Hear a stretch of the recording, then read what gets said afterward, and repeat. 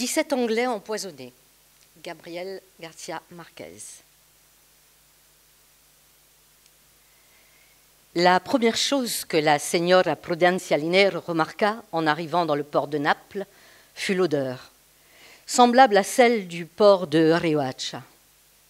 Elle n'en parla à personne, bien sûr, car nul n'aurait pu la comprendre sur ce paquebot sénile bondé d'Italiens de Buenos Aires qui rentraient au pays pour la première fois depuis la guerre. Mais elle se sentit moins seule, moins effrayée et moins séparée de tout, malgré ses 72 ans et ses 18 jours de mauvaise mer, loin des siens et de sa maison. Dès l'aube, on avait aperçu les lumières de la terre. Les passagers s'étaient levés plus tôt qu'à l'habitude, habillés de frais, le cœur serré par l'incertitude du débarquement, de sorte que ce dernier dimanche à bord parut le seul vrai dimanche de la traversée. La señora Prudencia Linero fut l'un des rares passagers qui assistèrent à la messe. Les jours précédents, elle s'était promenée sur le pont en vêtements de demi-deuil, mais ce jour-là, elle avait revêtu pour descendre à terre une tunique de bure marron serrée à la taille par la cordelière de Saint-François et chaussée des sandales de cuir naturel trop neuves pour avoir l'air de sandales de moine. C'était un prêté pour un rendu. Elle avait promis à Dieu de ne porter jusqu'au jour de sa mort que cet habit qui la couvrait jusqu'aux pieds, s'il lui accordait la faveur de pouvoir se rendre à Rome afin de voir le Saint-Père, faveur qu'elle considérait comme accordée. À la fin de la messe, elle alluma un cierge au Saint-Esprit pour le remercier de lui avoir insufflé le courage d'endurer les tempêtes des Caraïbes. Et elle récita une prière à l'intention de chacun de ses 9 enfants et de ses 14 petits-enfants qui, en ce moment, rêvaient d'elle dans la nuit de Riohacha, balayée par les vents. Quand elle monta sur le pont, après le petit déjeuner, la vie sur le bateau avait changé. Les bagages étaient entassés dans le grand salon, parmi toutes sortes d'objets pour touristes achetés par les Italiens sur les marchés magiques des Antilles. Et sur le comptoir du restaurant, il y avait un singe de Pernambuco dans une cage aux volutes de fer. C'était une matinée radieuse de début de mois d'août, un dimanche caractéristique de ces étés de l'après-guerre, dont la lumière, telle une révélation de chaque jour, d'un bel énorme bateau au souffle maladif qui glissait avec lenteur sur un bassin diaphane. À peine avait-on commencé à discerner à l'horizon la forteresse ténébreuse des ducs d'Anjou, que les passagers, penchés au-dessus du bastingage, crurent reconnaître des lieux familiers et les montrèrent du doigt, sans être certains de bien les identifier, criant leur joie en divers dialectes méridionaux. La señora Prudencia Linero, qui s'était fait tant de vieux amis à bord, qui avait gardé des enfants pendant que leurs parents dansaient et qui avait même cousu un bouton à la vareuse du premier lieutenant, les trouva changés et distants. La sociabilité et la chaleur humaine qui leur avaient permis de survivre aux premières nostalgies dans la torpeur des tropiques avaient disparu. Les amours éternels de haute mer se délitaient à l'apparition du port.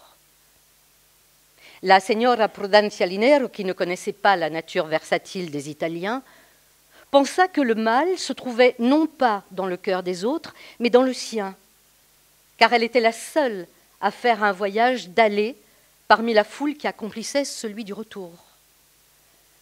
Tous les voyages doivent se dérouler ainsi, songea-t-elle, en éprouvant pour la première fois le pincement au cœur que ressentent tous les étrangers, tandis qu'elle contemplait du pont les vestiges d'innombrables mondes éteints au fond de l'eau. Soudain, une très belle jeune fille qui se tenait à côté d'elle l'effraya en poussant un cri d'horreur. « Mamma mia !» s'écria-t-elle en désignant les fonds. « Regardez !» C'était un noyé. La señora Prudencia Linero le vit qui flottait sur le dos entre 2 eaux.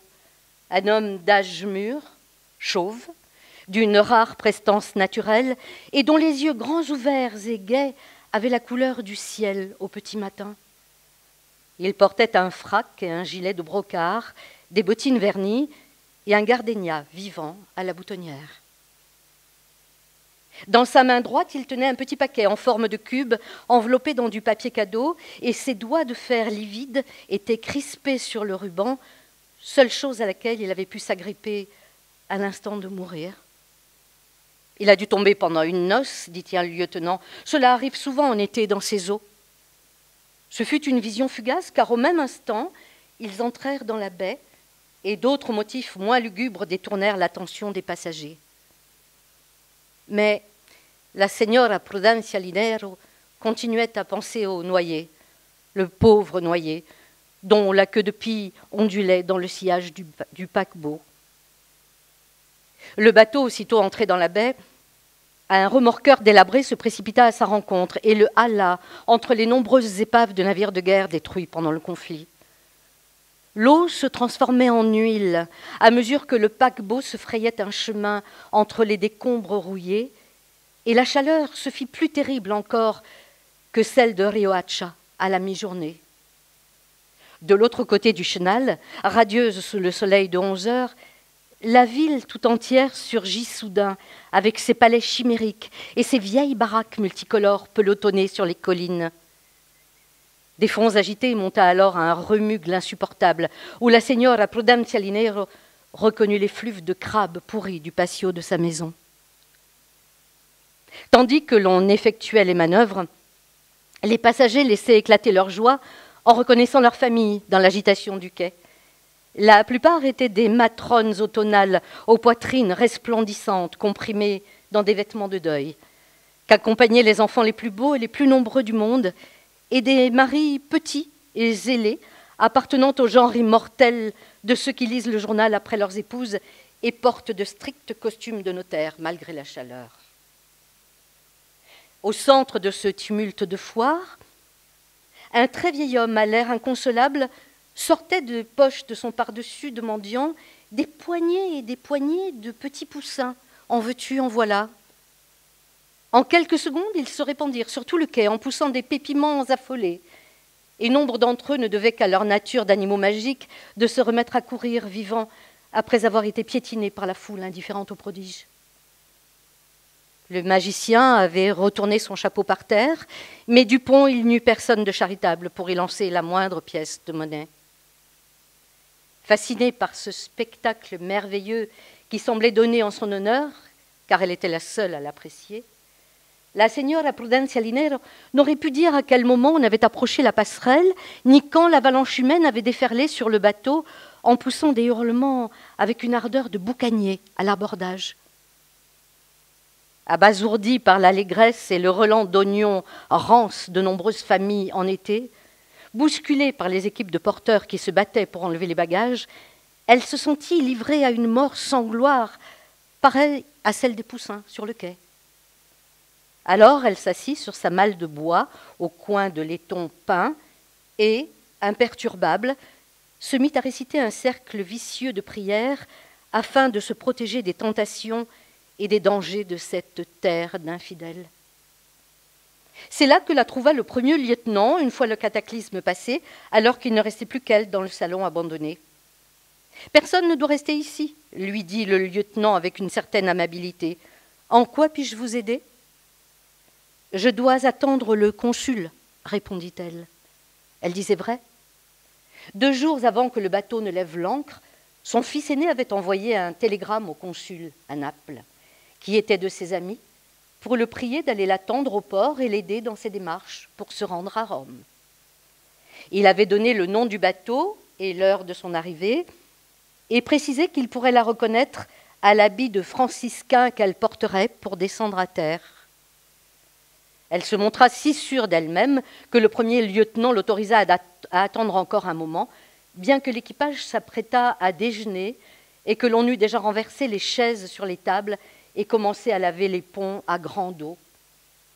Ils durent déplacer la malle à maintes reprises pour ne pas la mouiller, mais la signora Prudencia Linero changeait de place sans se troubler et sans interrompre ses prières. Puis on la poussa hors des salons et elle finit par se retrouver assise en plein soleil entre les canots de sauvetage. Le premier lieutenant la retrouva au même endroit, un peu avant 2 heures, en nage, étouffant dans son scaphandre de pénitente et récitant un rosaire sans espoir, car elle était terrorisée et triste et ne retenait qu'à grand-peine son envie de pleurer. « Inutile de continuer à prier, dit le lieutenant d'un ton moins aimable que la première fois. Au mois d'août, même Dieu est en vacances. » Il lui expliqua qu'à cette époque de l'année, la moitié de l'Italie était sur les plages, surtout le dimanche. Ses fonctions n'avaient sans doute pas permis au consul de prendre des congés, mais de toute évidence, il ne serait pas à son bureau avant lundi. Le plus raisonnable était donc de trouver un hôtel, de bien se reposer cette nuit et d'appeler le lendemain le consulat dont elle trouverait sans la moindre difficulté le numéro dans l'annuaire. La signora Prudencia Linero n'eut d'autre choix que de se ranger à cet avis. Et le lieutenant l'aida à accomplir les formalités d'immigration et de douane, l'accompagna au bureau de change, puis la mit dans un taxi en recommandant à tout hasard au chauffeur de la conduire à un hôtel décent. Le taxi, décrépit, avait des allures de corbillard et roulait en cahotant dans les rues désertes. La signora Prudencia Linero se dit l'espace d'un instant qu'ils étaient les seuls êtres vivants dans une ville de fantômes suspendus à du fil de fer en plein milieu de la rue. Mais elle se dit aussi qu'un homme qui parlait tant et de manière aussi passionnée ne pouvait avoir le temps de faire du mal à une pauvre femme seule qui avait défié les dangers de l'océan. La mer réapparut au bout du labyrinthe de ruelles. Le taxi poursuivit sa course, Caïn-Caïn, au long d'une plage brûlante et déserte, bordée d'innombrables petits hôtels de toutes les couleurs. Il ne s'arrêta devant aucun d'eux et se dirigea tout droit vers le moins voyant, situé face à un jardin public planté de hauts palmiers et garni de bancs peints en vert. Le chauffeur posa la malle sur le trottoir ombragé et, devant l'hésitation de la signora Prudencia Linero, lui affirma que c'était l'hôtel le plus décent de Naples. Un bagagiste aimable et beau jeta la malle sur son épaule et s'occupa de la cliente. Il la mena jusqu'à la cage métallique d'un ascenseur improvisé au centre de l'escalier et se mit à chanter à tue-tête un'aria de Puccini avec une assurance inquiétante. L'immeuble était vétuste et l'on avait restauré les 9 étages qui abritaient autant d'hôtels différents.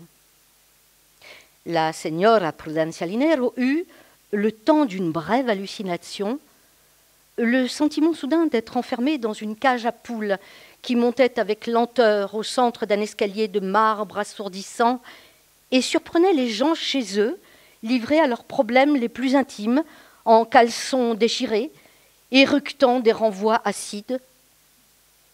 L'ascenseur s'arrêta dans un soubresaut au 3e étage.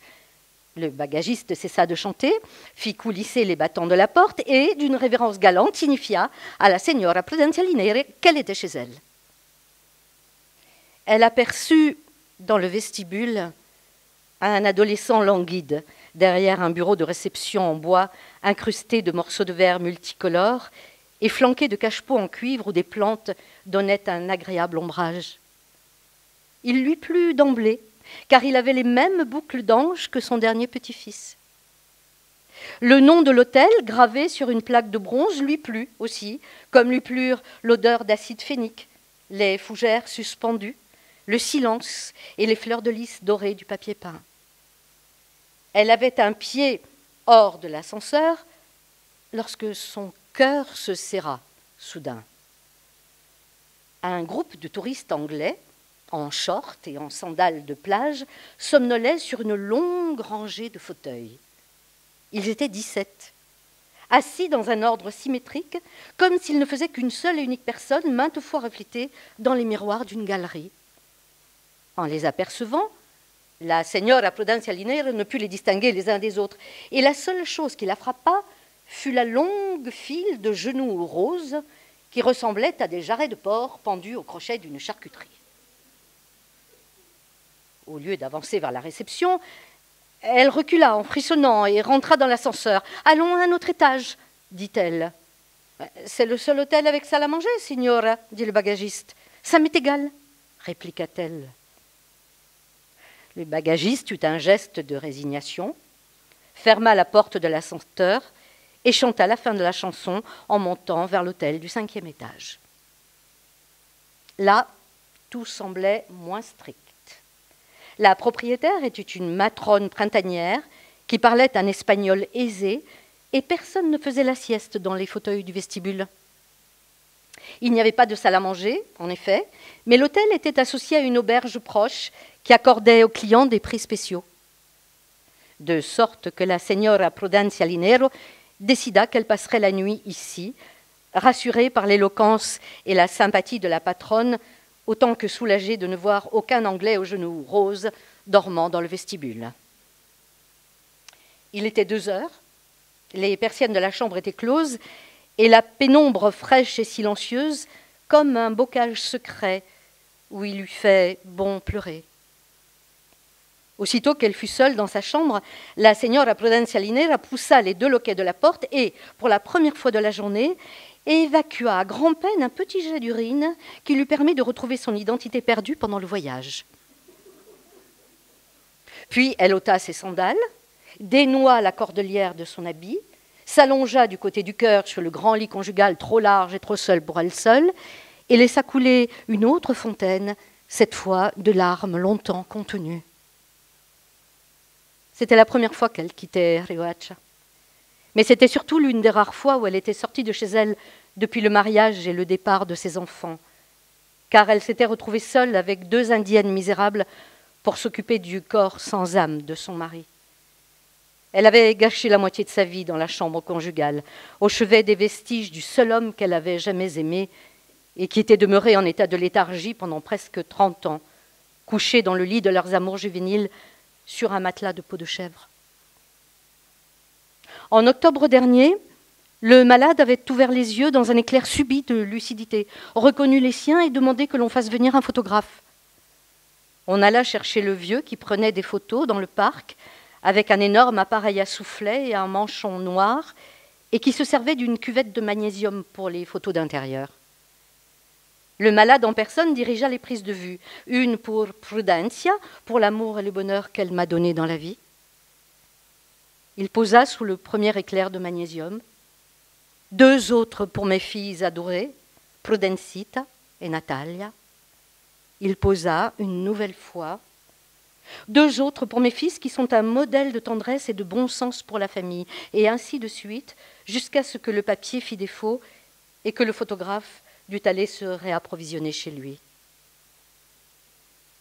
À 4 heures de l'après-midi, alors que l'air de la chambre était devenu irrespirable à cause de la fumée du magnésium et du brouhaha des parents, amis et connaissances qui s'étaient précipités pour recevoir une épreuve du portrait, le malade commença à défaillir dans son lit et prit congé de tous en agitant la main, comme s'il disait adieu au monde du bastingage d'un navire. Sa mort ne fut pas pour la veuve le soulagement que tous attendaient. Au contraire, son chagrin fut tel que ses enfants tinrent conseil afin de lui demander ce qu'ils pouvaient faire pour la consoler. Et elle leur répondit qu'elle ne voulait qu'une chose, aller à Rome voir le pape. « J'irai seule, vêtue de la robe de saint François, leur annonça-t-elle. C'est un vœu. » De ces années de veille, seul lui resta le plaisir des larmes. Sur le bateau, comme elle devait partager sa cabine avec 2 sœurs Clarisse qui débarquèrent à Marseille, elle s'attardait dans les toilettes pour pleurer, sans qu'on la vît. De sorte que la chambre d'hôtel à Naples fut le premier endroit où, depuis son départ de Riohacha, elle put enfin sangloter tout son soûl. Et elle aurait pleuré jusqu'à l'heure de départ du train pour Rome, le lendemain, si, à 7 heures, la patronne n'avait frappé à la porte pour la prévenir que si elle n'arrivait pas à temps à l'auberge, elle ne pourrait pas dîner. L'employé de l'hôtel l'accompagna. Une brise fraîche s'était levée du large, et sur la plage, quelques baigneurs profitaient encore du pâle soleil de la fin de journée. La señora Prudencia Linero suivit l'employé dans le labyrinthe du ruelles étroites et pentues qui s'éveillaient à peine de la sieste dominicale, et elle se retrouva soudain sous une pergola ombragée où des couverts étaient mis sur des tables recouvertes de nappes à petits carreaux rouges et décorées de bateaux de bocaux de cornichons convertis en vases pour fleurs en papier. Les seuls convives, à cette heure, étaient les serveurs et un curé très pauvre qui mangeait des oignons et du pain dans un coin, à l'écart. En entrant, elle sentit les regards se poser sur son habit de bure, mais elle ne s'en offusqua pas, car elle savait que le ridicule faisait partie de la pénitence. La serveuse, en revanche, lui inspira un brin de pitié, car elle était blonde et belle et parlait comme si elle chantait. Et la signora Prudencia Linero se dit que les choses devaient aller très mal dans l'Italie de l'après-guerre pour qu'une aussi belle jeune fille en soit réduite à servir dans une auberge. Elle se sentit pourtant à l'aise sous le toit fleuri de la treille, et l'odeur de ragoût et de laurier qui s'échappait de la cuisine réveilla son appétit refoulé par les soucis de la journée. Pour la première fois depuis longtemps, elle n'avait pas envie de pleurer.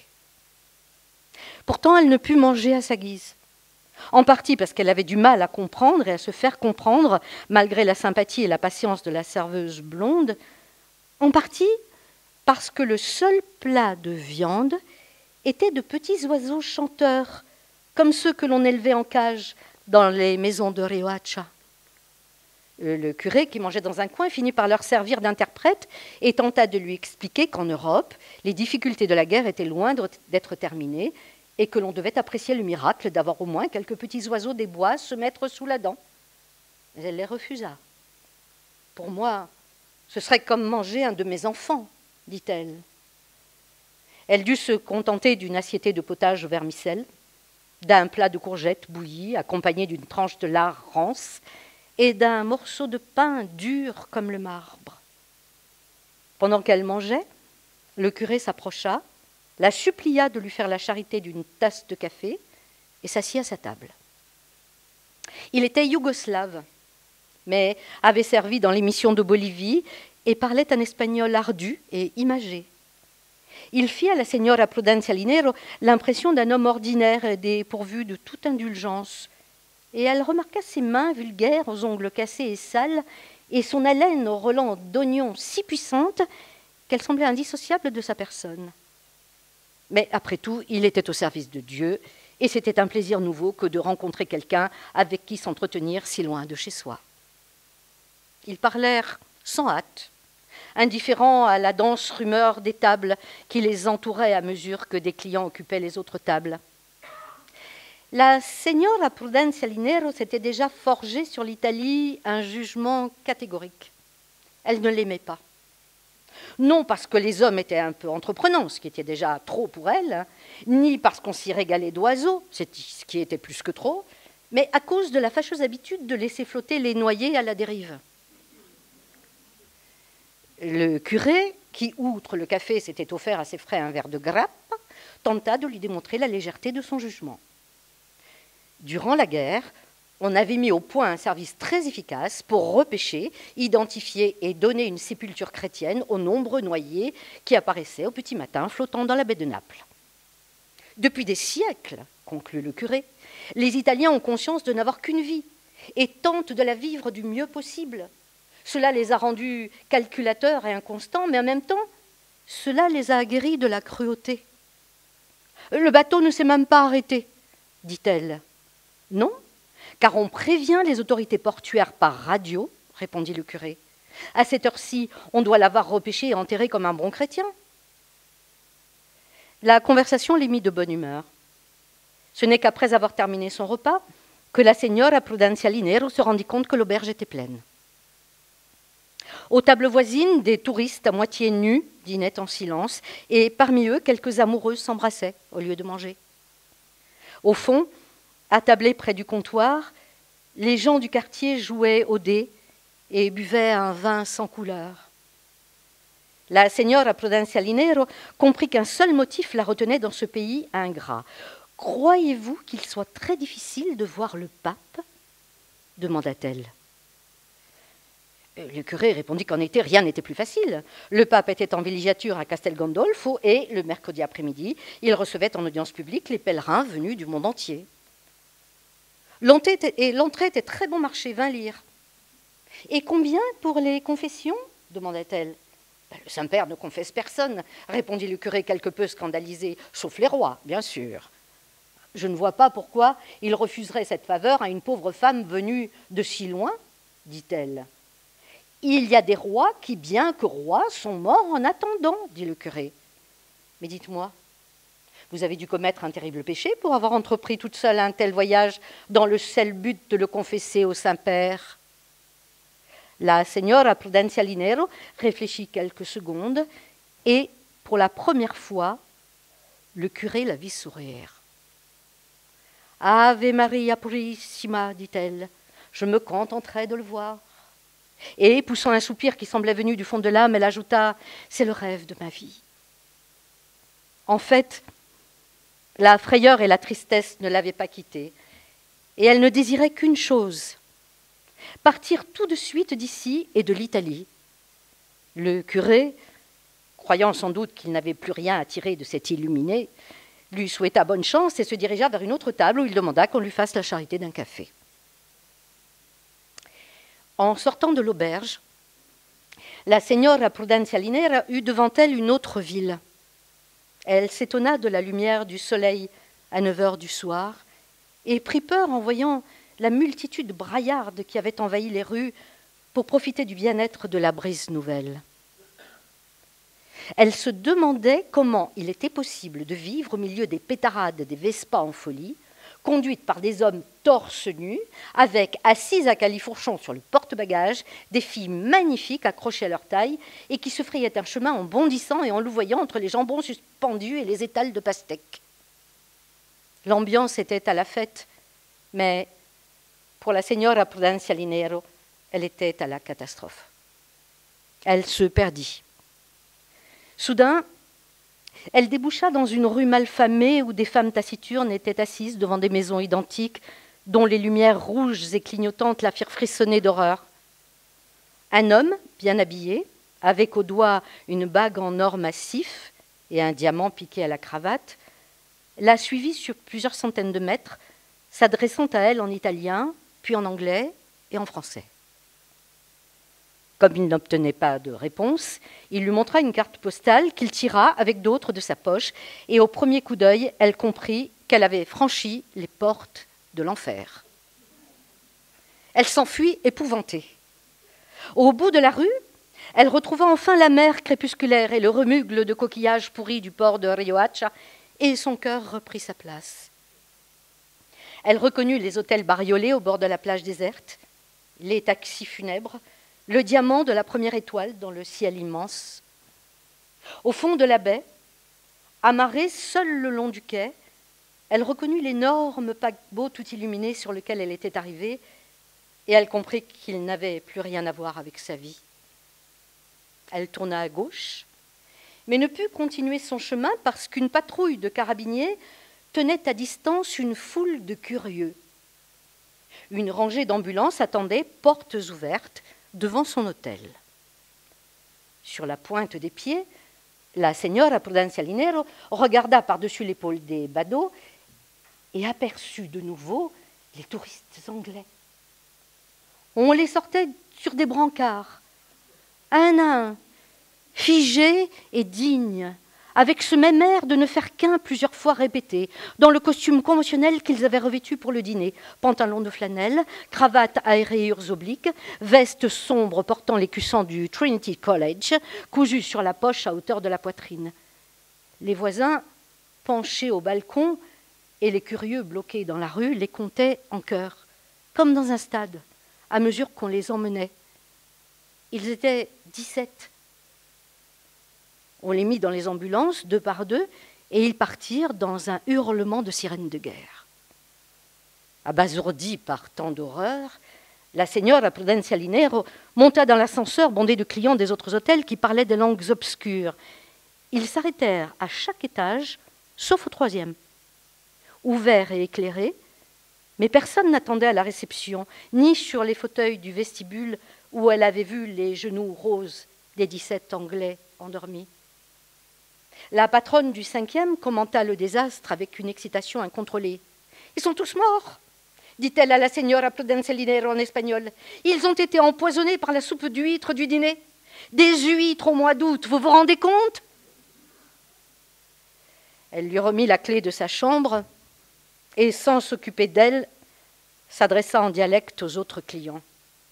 Comme ici il n'y a pas de salle à manger, celui qui se couche est sûr de se réveiller vivant. La gorge nouée de larmes une nouvelle fois, la signora Prudencia Linero s'enferma à double tour. Puis elle poussa contre la porte le petit secrétaire et le fauteuil et fit de sa malle une barricade infranchissable pour se protéger de l'horreur de ce pays où tant d'événements se produisaient en même temps. Puis elle enfila sa chemise de nuit de veuve, s'allongea sur le dos et récita 17 rosaires pour le repos éternel de l'âme des 17 Anglais empoisonnés.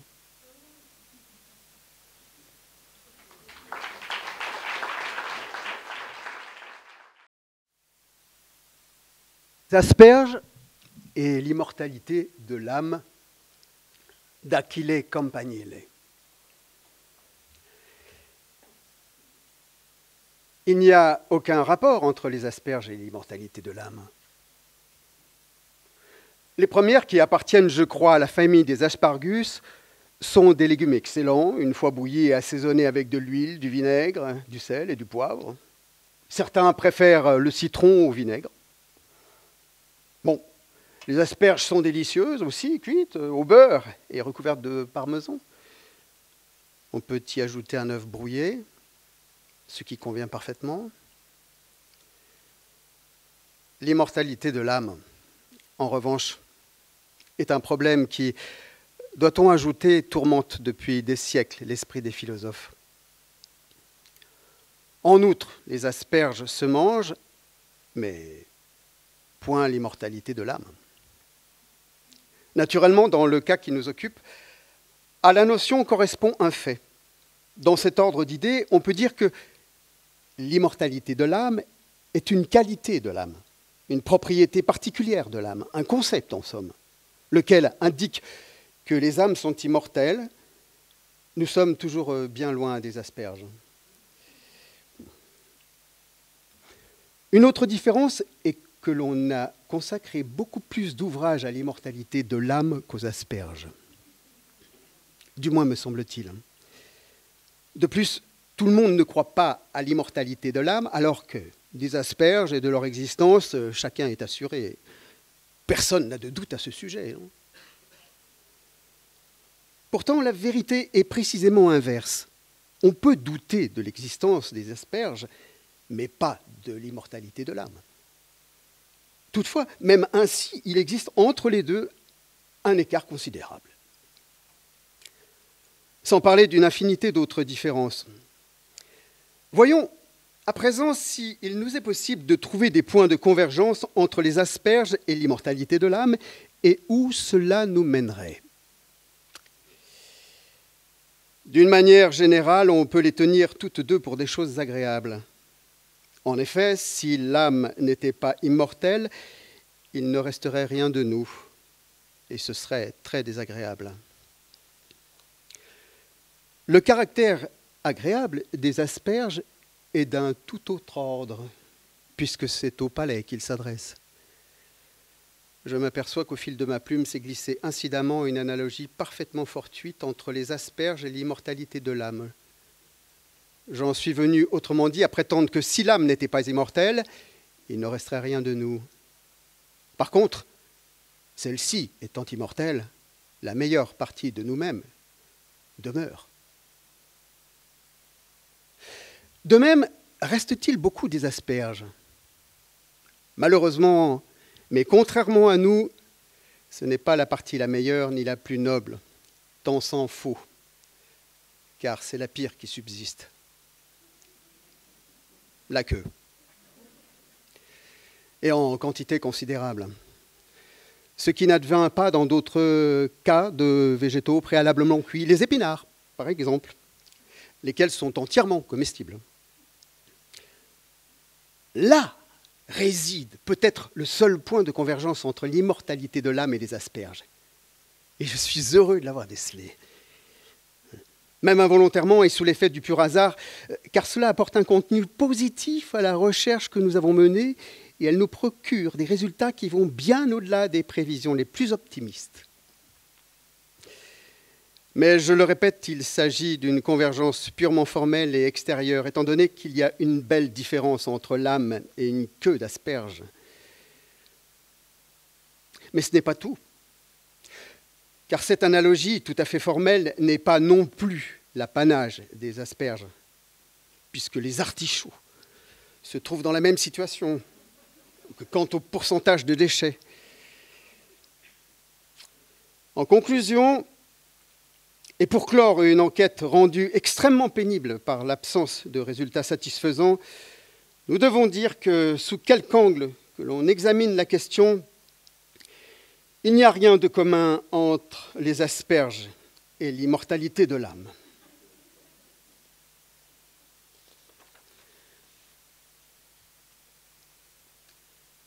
Les seiches au petit pois. Les seiches au petit pois sont un des accouplements les plus étranges et les plus mystérieux de la cuisine. Les seiches, lorsqu'elles sont vivantes, ignorent absolument l'existence des petits pois. Elles habitent des profondeurs marines, nagent lentement, presque transparentes, dans une limpide clarté d'aquarium parmi d'étranges masses suspendues, ombrelles phosphorescentes qui paresseusement s'ouvrent d'elles-mêmes sur le vide et se déplacent toutes seules, ainsi que des fantômes parmi les lucernaires qui clignotent et s'éteignent, parmi les algues translucides et légères qui ondoient doucement mais qu'aucun souffle de vent ne caresse, parmi de longues silhouettes énigmatiques, noires anguilles immobiles. Là, en bas, ne parvient aucune nouvelle du monde extérieur, de l'air, des nuages. Les seiches n'ont et ne peuvent avoir aucune idée de ces légumineuses. J'irai même plus loin, elles n'ont aucune idée des légumineuses en général, ni des produits du jardin. Mais que dis-je, du jardin ? Elles ignorent jusqu'à l'existence des jardins, de la terre, des feuilles, de l'herbe, des arbres, et de tout le monde entouré d'air. Elles ne savent pas que dans quelques contrées lointaines existent des prés parsemés de pâquerettes où viennent s'ébattre des jeunes filles aux larges chapeaux de paille et aux longues robes légères. Elles ignorent l'existence des roseaux.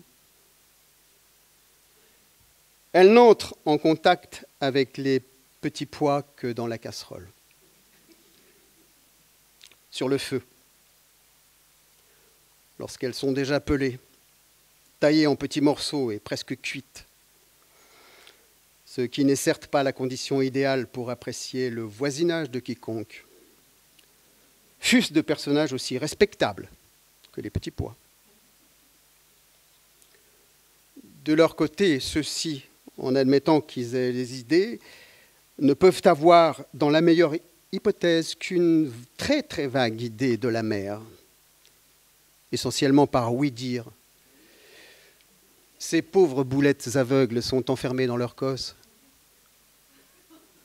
On se demande comment elles font pour vivre là-dedans, et s'il n'y avait les hommes pour les tirer de là, elles n'auraient presque aucune chance de voir le soleil. Elles ne voient même pas les prés. Le jardin wellness. Alors imaginez si elles peuvent voir la mer et ses profondeurs. Il est même probable que les petits pois n'ont jamais entendu prononcer le nom des seiches. Pourtant, on dirait qu'ils sont faits l'un pour l'autre. Mais l'homme est un animal étrange. Il fabrique les barques, le harpon, les lampes. Il ne se contente pas de pêcher d'une manière simple et primitive avec un roseau, un filet ou une nasse, les poissons qui sont à portée de sa main. Il veut aussi les seiches. La nuit, il part sur la mer, lentement, contournant en silence les rochers. De loin, on voit le lamparo aveuglant, la lumière qui pénètre dans l'eau et la colore. fouille les anfractuosités de la roche et éclaire de lueurs fugitives le visage attentif du pêcheur. En même temps, l'homme cultive les jardins, plante des petits pois, les soigne et les surveille, les cueille, puis il les porte au marché. Un beau matin, voilà les seiches sur l'étal du poissonnier, voilà les petits pois parmi les produits du jardin. Ils ne se connaissent pas encore, ils ignorent leurs existences respectives. Il fait froid. Arrive la femme. Ici entre, en général, en scène la femme de l'homme, qui, non contente de faire des enfants, veut aussi faire des seiches aux petits pois. Ce jour-là. Parce qu'elle n'en fait pas tous les jours. Ce n'est pas la nourriture caractéristique de l'homme.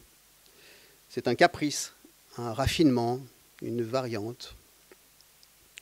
Ce jour-là, il lui est venu la fantaisie de faire des seiches aux petits pois, sans consulter les seiches, sans demander leur avis aux petits pois. La femme du roi de la mer, de la terre et du ciel achète les seiches et les petits pois grâce à l'argent gagné et fabriqué, parce que l'homme a aussi inventé l'argent, et il le fabrique, il le gagne, lutte pour l'obtenir, se le garde pour lui. Mais revenons à la femme.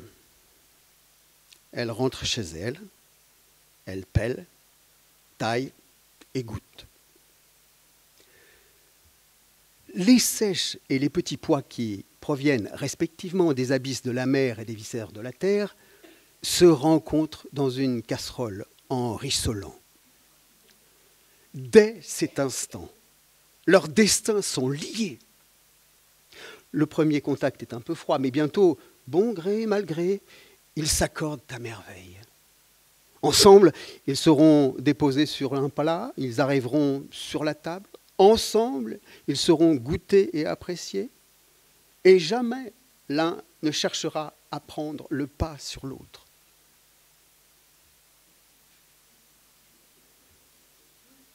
Consummatum est. Ils forment un seul tout.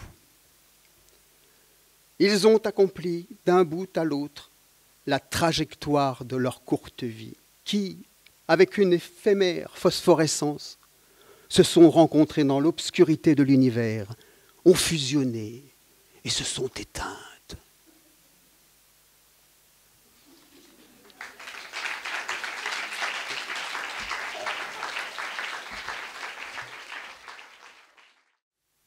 Le soldat Chapayev à Santiago du Chili, de Luis Sepúlveda. À mes camarades militantes et militants des jeunesses communistes du Chili et de la Fédération des jeunes socialistes, car ensemble, nous avons partagé le beau rêve d'être jeunes sans en demander la permission. Au début du mois de décembre 1965, nous avons appris que le cardinal nord-américain Francis Spellman justifiait et bénissait la guerre d'extermination au Vietnam, qu'il considérait comme une croisade en faveur de la foi chrétienne. C'était l'été à Santiago du Chili, il faisait nuit dans le quartier de Vivaceta. La soirée était chaude à la sortie du syndicat de l'entreprise textile Vestex et les militants des groupes Maurice Thorez et Nguyen Van Troy des jeunesses communistes du Chili retiraient les drapeaux rouges de la scène après un énorme meeting de solidarité avec le Vietnam. J'ai appris la nouvelle par le camarade Marcos, alors que nous dévorions des sandwichs jambon-avocat en rêvant d'une bière inexistante.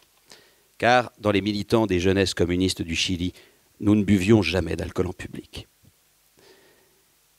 Après avoir déposé les drapeaux rouges, les pancartes et les exemplaires restants de Gente Joven, le journal des jeunesses communistes du Chili, dans le local du parti près du vieux cinéma national de l'avenue Independencia, le camarade Marcos a relu la nouvelle publiée dans El Siglo, le journal du PC, et a dit à haute et intelligible voix que nous devions faire quelque chose.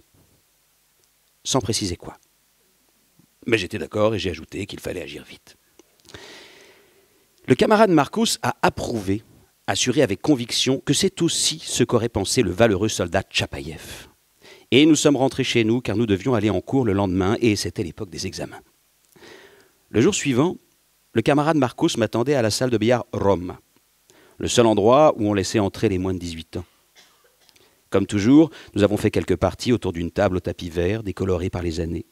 Ensuite, comme le camarade Marcos était le secrétaire politique de la cellule Nguyen Van Troy et moi, celui de la Maurice Thorez, nous avons fait l'analyse politique de l'acte solidaire de la veille.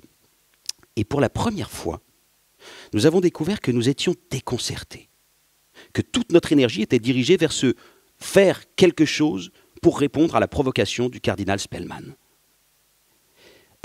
Ton grand-père, l'anarchiste, là, il t'a appris comment on met le feu aux églises ? M'a demandé le camarade Marcos. Non, et je ne crois pas que cette idée plairait au parti, lui ai-je répondu. Alors le camarade Marcos m'a parlé des alliances de classe nécessaires dans les moments cruciaux de la vie politique, alliances d'autant plus nécessaires au moment de passer à l'action révolutionnaire. Que ça reste entre nous. Je suis en train de lire Trotsky, La Révolution permanente, et Léon Davidovitch conseille d'anticiper les événements, m'a avoué le camarade Marcos. Lénine le dit aussi dans L'État et la Révolution, ai-je ajouté pour affirmer la pureté idéologique des jeunesses communistes.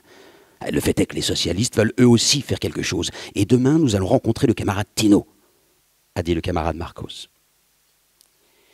Le camarade Tino était secrétaire de la cellule Marmaduke Grove, de la Fédération des jeunes socialistes. Je n'aimais pas les camarades de la FJS. Leur manque de discipline et leur habitude de se vanter de leur double appartenance ne me plaisaient pas. Par exemple, Tino lui-même était dirigeant de la FJS et d'un groupe appelé les Militants Rouges.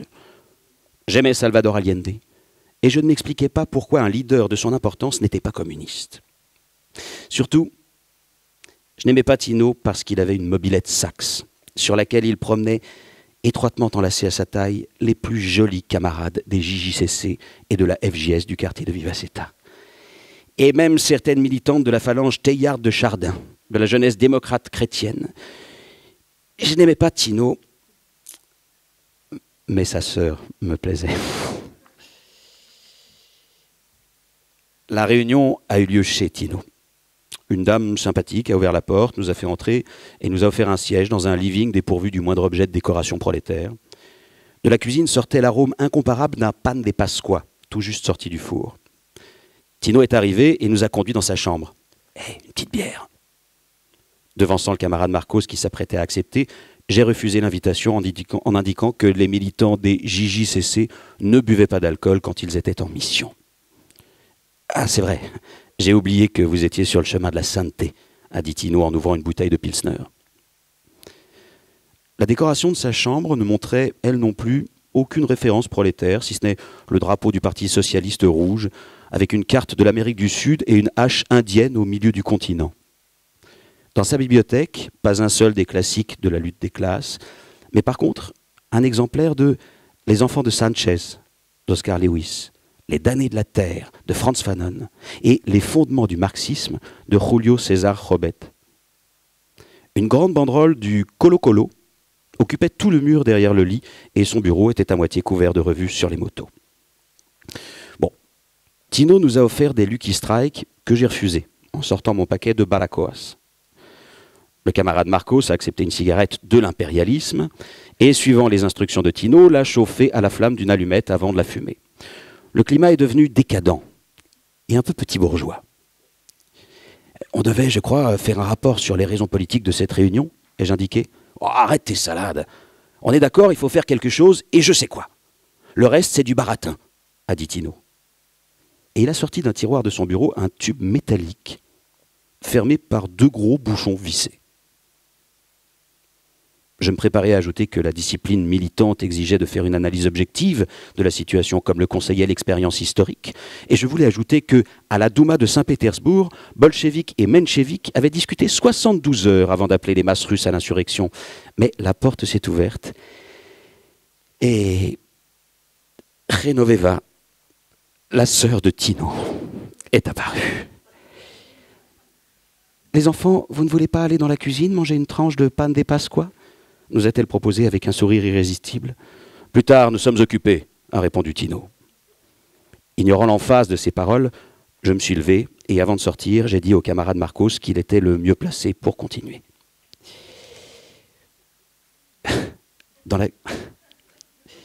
la cuisine, de nombreux panes des Pasqua étaient alignés sur la table. Ça sentait la vanille, les fruits confits, la cannelle et le shampoing de Genoveva. Elle m'a raconté qu'il faisait tous les ans ces gâteaux selon la recette de ses grands-parents pour leur offrir à la famille et aux voisins, et m'en a servi une grosse tranche. Je t'ai vu, camarade. Tu fais partie des JJCC. Moi aussi, je t'ai vu avec la FJS. Je sais quel est ton lycée, que tu vas voir des films espagnols au ciné espagnol et que tu participes aux travaux volontaires. Et comment tu peux savoir autant de choses sur moi ? A-t-elle demandé en s'asseyant à mes côtés. T'aimes le cinéma soviétique ? Hein, la littérature soviétique ? Tu as lu et l'acier fut trempé ? Je préfère les films romantiques et les livres qui font pleurer. En ce moment, je lis L'enfant qui devint fou d'amour d'Eduardo Barrios. Quand nous avons quitté la maison de Tino, le camarade Marcos s'est mis à marcher plus vite que d'habitude. Il avait un paquet dans la main droite et de la gauche me faisait signe de ne pas poser de questions, d'attendre d'en parler tranquillement chez lui. Je n'avais pas l'intention de l'interroger. Je ne désirais qu'une seule chose en ce moment, marcher lentement, très lentement, sur un rythme en accord avec l'état proche de la lévitation qui était le mien. Genoveva avait accepté mon invitation à aller au cinéma, faite la bouche pleine de panes de Pasqua. Il m'a semblé curieux de ne pas prendre la direction du local des JJCC, lieu conseillé par la discipline pour qu'il me raconte toute sa conversation avec Tino. Et presque en courant, je l'ai accompagné jusqu'à ce qu'il retrouve une respiration normale, assis sur son lit. Bon, nous sommes tombés d'accord sur une action révolutionnaire commune, a dit le camarade Marcos. Pas sans en informer d'abord le comité central, lui ai-je rétorqué. En cet instant, des milliers de camarades meurent au Vietnam. Hein ? Il faut parfois appliquer la politique du fait accompli. C'est de l'aventurisme petit bourgeois. Hein ? Le parti est l'avant-garde du prolétariat et seul le parti décide des actions, ai-je déclaré avec emphase. Si t'as la frousse, laisse tomber. Camarade, le poison trotskiste te fait oublier la discipline. Mais non, connard, il faut s'engager à fond.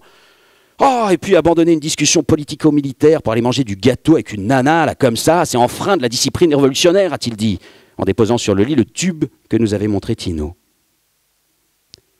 C'était un pétard énorme. Le camarade Marcos a dévissé un des bouchons et j'ai vu qu'il était rempli de poudre noire. Il y a assez de poudre là-dedans pour provoquer une grosse explosion. À nous de fabriquer une mèche à retardement, de poser la bombe dans le lieu choisi pour l'action et de l'activer. Et que font ceux de la FJS ? Ai-je demandé, rongé par la contradiction entre les minutes passées avec Genoveva et la réunion que j'avais quittée sans mesurer les conséquences. Ils se chargent de l'infrastructure de transport. La mobilette de Tino ? Mais c'est une des plus petites cylindrées. Il s'en sert que pour les minettes, que pour qu'elles se serrent contre lui quand il les emmène faire un tour. Écoute, l'affaire est en marche et on ne peut pas reculer. Maintenant, on doit s'occuper de la mèche, a dit le camarade Marcos. Ah, et tu sais fabriquer une mèche ? On trouvera bien une idée, a-t-il répondu. Et il s'est mis à chercher dans ses livres jusqu'au moment où il est tombé sur le manuel du guerriero urbain, du commandant Estrada. La deuxième réunion avec Tino a eu lieu, à sa demande sur les gradins du stade de foot Chilectra. L'équipe de la compagnie d'électricité et celle du syndicat de l'usine textile Vertex disputaient une des dernières parties avant Noël. Vu la date, il n'y avait pas beaucoup de spectateurs et on s'est assis pour définir la première action révolutionnaire commune entre les jeunesses communistes du Chili et la Fédération des jeunes socialistes. Nous allions marquer l'histoire. D'après le camarade Marcos, l'ambassade des États-Unis semblait l'endroit le plus indiqué. Possibilité que j'ai immédiatement écartée car le parti défendait la coexistence pacifique entre les deux grandes puissances. En plus, ça grouille de flics, a dit Tino, non sans raison. Depuis le début des manifestations contre la guerre du Vietnam, un gros contingent de carabiniers veillait jour et nuit sur l'ambassade. L'une des équipes a marqué un but et plusieurs joueurs se sont précipités sur l'arbitre. Nous nous sommes associés à leurs cris en espérant que cette poussée d'adrénaline nous permettrait d'entrevoir un objectif. Le problème était grave. Oui, on avait une bombe, mais aucun endroit où la faire exploser. On se trouvait devant un problème semblable à celui de Lénine à Zurich.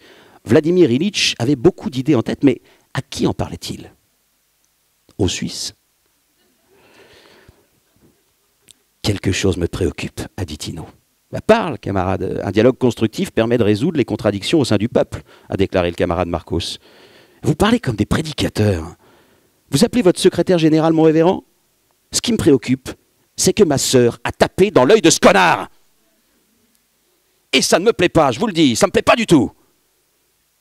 Et la camarade Genoveva est libre de choisir ses amis du moment que ça ne nuit pas aux intérêts de classe.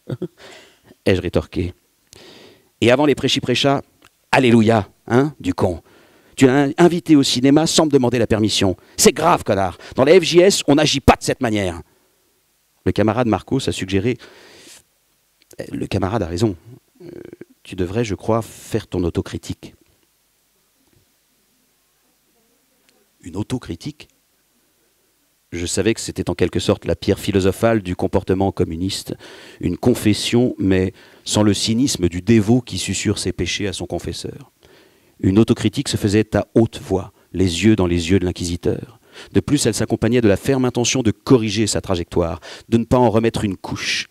Mais comme les rituels sont antérieurs aux hommes dotés d'un cerveau d'homme, j'ai dû avaler la pilule amère de l'orgueil. Bon, je reconnais ne pas avoir agi correctement. Je n'ai pas respecté la morale prolétaire et je m'engage à ne pas répéter cette erreur. Camarade, tu me permets d'emmener ta sœur au cinéma? Au Pacifico, on passe un excellent film soviétique. D'accord. Les choses sont faites dans les règles. J'accepte ton autocritique, mais ma sœur doit rentrer à la maison à 11h au plus tard. Bon, où en étions-nous? Le camarade Marcos a fait une synthèse. Elle commençait par la provocation yankee dans le delta du Mékong, passait par les déclarations du cardinal Spellman et finissait par la description de la mèche fabriquée avec de la gaz, de la colle et du phosphore des allumettes Copihue, suivant une formule trouvée dans Mécanique populaire. « J'étudie l'anglais au Centre culturel nord-américain », a dit Tino. Cet aveu sans raison m'a stupéfait. Apparemment, le libéralisme des militants de la FJS n'avait pas de limite. Ils fraternisaient avec l'ennemi de l'humanité sans la moindre vergogne. Et l'a encouragé à poursuivre le camarade Marcos. La nuit, il n'y a pas un chat. La dernière activité se termine à 21h. Et à 23h, le gardien ferme le portail à clé et ne revient pas avant le lendemain matin à 7h. C'est un portail à 2 battants, en bois très épais, avec 2 têtes de lion en bronze pour heurtoir. La bombe peut parfaitement entrer dans la gueule de l'un des lions. En sortant du stade, nous avions enfin trouvé le théâtre de notre action révolutionnaire. Et moi, je pouvais aller avec Genoveva voir le Hamlet soviétique avec Innokenti Smoktunovsky dans le rôle du prince danois. Et comme personne d'autre ne l'interpréterait jamais. Et une musique de Shostakovich qui vous entrait dans les veines. Nous nous dirigions vers la route panaméricaine dans l'intention de manger une de ces pastèques très grosses et juteuses que les paysans de Santiago vendaient au pied de leur camion. Quand le vrombissement de la moto de Tino nous a fait tourner la tête. Non, décidément, Tino me plaisait de moins en moins. D'énormes lunettes de motard de l'Africa Corps lui couvraient la moitié du visage. Arrivé à notre hauteur, il a arrêté son engin, nous a observé sans enlever ses lunettes et nous a dit « Hé, j'ai oublié quelque chose d'important. » « On t'écoute ?» a répondu le camarade Marcos. « On doit agir cette nuit, car demain je pars à la campagne. Mon père a un petit champ de tomates et je dois me charger de la cueillette. Je passe prendre à minuit, vous, hein, je passe vous prendre à minuit sur la place Santa Ana. » Je ne vois pas très bien la relation entre une action révolutionnaire et les tomates de ton père, ai-je fait remarquer. Il m'a répondu « Les tomates sont rouges. »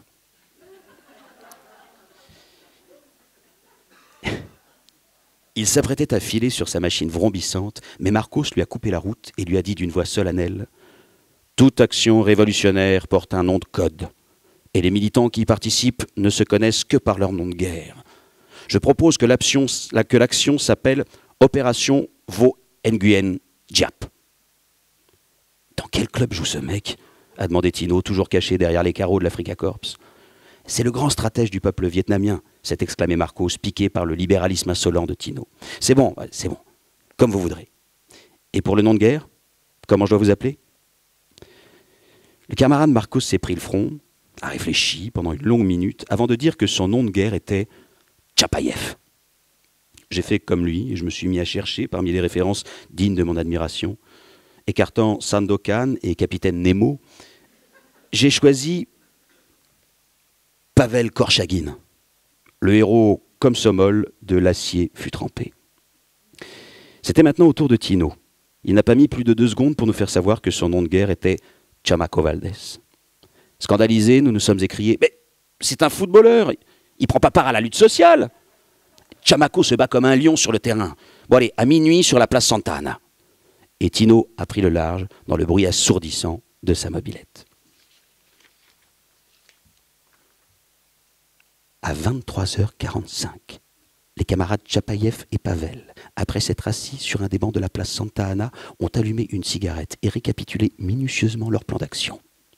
Quand Chamaco Valdés arriverait, il se saluerait d'un signe, puis ce dernier se rendrait à l'angle des rues Augustinas et San Martín sur sa mobilette. Il vérifierait que le portail du centre culturel nord-américain était fermé, et si tout se passait comme prévu, il attendrait, moteur en marche, ses 2 camarades qui glisseraient l'explosif dans la gueule de l'un des lions et allumeraient la mèche. Après quoi, ils s'éloigneraient tous les 3 sur sa bécane avant la déflagration. Ensuite, ils se sépareraient. Les camarades Tchapaïev et Pavel iraient jusqu'aux cabines téléphoniques de la place d'Armes, munis des jetons de cuivre nécessaires à leur fonctionnement, et appelleraient le journal El Clarín pour les informer de l'action révolutionnaire réalisée contre l'impérialisme américain. En quelques heures, la nouvelle ferait le tour du monde et parviendrait aux oreilles des valeureux combattants du Viet Cong. Les enfants de Ho Chi Minh sauraient qu'ils n'étaient pas seuls dans leur combat et que les camarades chiliens s'attaquaient furieusement eux aussi à l'agresseur impérialiste. Le plan a été réalisé point par point. Chamaco Valdés s'est arrêté à minuit, pile face à la place Santa Ana, puis a poursuivi sa route en direction de l'objectif. 10 minutes plus tard, les camarades Tchapaïev et Pavel, arrivés devant l'élégant portail de bois, se préparaient à poser l'engin dans la gueule de l'un des lions en bronze. « Oh putain ! Putain, putain, putain, putain !» a ragé le camarade Marcos. « Les putes, c'est pour plus tard, hein. Maintenant, on allume la mèche et partons !» a murmuré Tino sur sa mobilette en marche. Le camarade Marcos a quasiment crié « Les gueules des lions, elles sont pas creuses, elles sont juste dessinées, bordel !» « Le heurtoir, je sais pas, mets le truc sous le marteau !» a de nouveau murmuré Tino.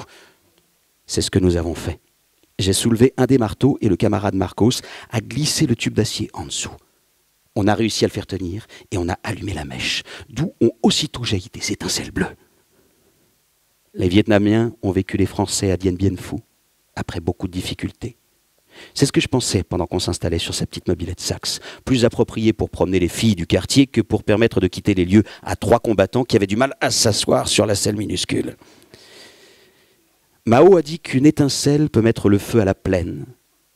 Trotsky a écrit que l'histoire peut parfois faire des embardées maléfiques. Lénine a fait remarquer que pour brillante que soit l'analyse empirique, la réalité têtue des faits s'impose toujours. Et le fait le plus têtu, c'est que le heurtoir a cédé sous le poids du tube d'acier, qui est tombé et a roulé vers nous, en lâchant ses dernières étincelles bleues. Presque 50 ans plus tard, je n'arrive pas à me rappeler avec précision le micro-instant de l'explosion. Je sais seulement qu'on s'est retrouvé assis au milieu de la rue, les oreilles bouchées par un truc épais, entouré d'une fumée qui sentait la poudre et le caoutchouc brûlé, tandis que la petite mobilette de Tino flambait tout près de nous. Les gens ont commencé à arriver, ils parlaient d'une fuite de gaz et nous conseillaient de ne pas bouger avant l'arrivée d'une ambulance. Mais les carabiniers se sont pointés avant. Et s'il y a une chose dont je me rappelle parfaitement, c'est la stupéfaction d'un jeune officier de la police chilienne quand il nous a entendus évoquer la Convention de Genève et exiger le traitement réservé aux prisonniers de guerre. L'opération Vo Nguyen Diap n'est jamais parvenue aux oreilles des combattants du Viet Cong. Tino a pleuré la perte de sa mobilette, Marco a été envoyé à Concepción par sa famille, et moi, je ne suis jamais allé voir Hamlet avec Genoveva.